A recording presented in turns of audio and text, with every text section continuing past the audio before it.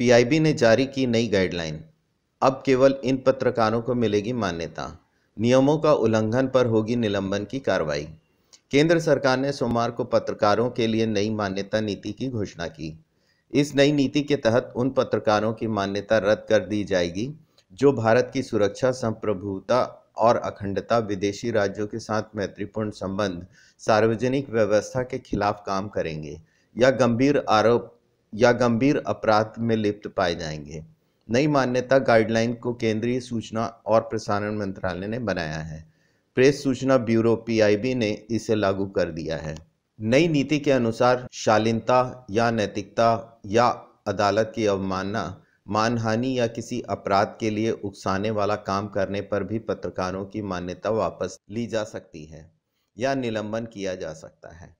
दिशा निर्देशों के अनुसार मान्यता प्राप्त मीडियाकर्मी को सार्वजनिक या social media profile, visiting card, letterhead या किसी अन्य पेपर पर भारत सरकार से मान्यता प्राप्त शब्द का लिखने से मना किया गया है। नई नीति के तहत डिजिटल माध्यम से पत्रकारों पर भी मान्यता की ये सामान्य शर्तें लागू होगी। न्यूज एग्रीगेटर को पीआईबी से मान्यता नहीं मिलेगी।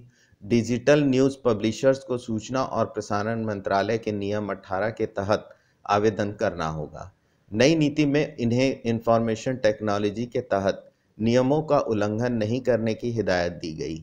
नए नियमों के मुताबिक मान्यता प्राप्त करने के लिए वेबसाइट को कम से कम 1 वर्ष तक लगातार संचालित होना चाहिए।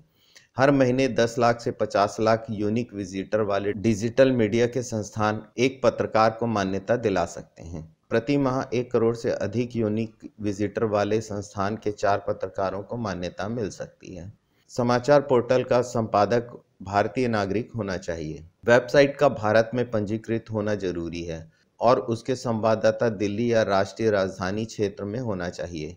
विदेशी समाचार मीडिया संगठनों के लिए काम करने वाले स्वतंत्र पत्रकारों को मान्यता नहीं दी जाएगी। नीति के मुताबिक 15 साल से अधिक समय तक फ्रीलांसिंग करने वाले और 30 साल के अनुभवी पत्रकारों की पीआईबी से मान्यता के हकदार हैं। 65 साल की उम्र वाले प्रतिष्ठित पत्रकारों को भी मान्यता दी जाएगी।